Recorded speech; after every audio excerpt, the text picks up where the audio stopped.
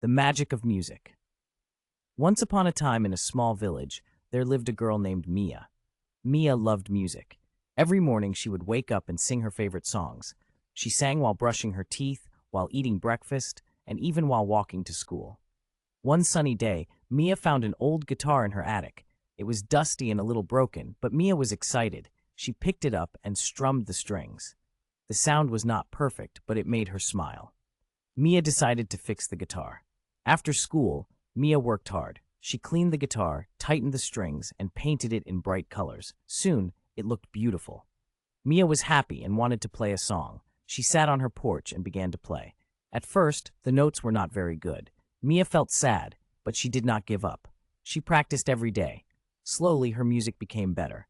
The villagers heard Mia's music and came to listen. They smiled and clapped for her.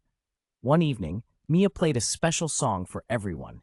The melody was sweet, and everyone felt happy. The village was filled with laughter and joy. Mia realized that music could bring people together. From that day on, Mia played her guitar every evening. She made new friends and created a tiny band with them. They sang and played music together, and the village was filled with magic.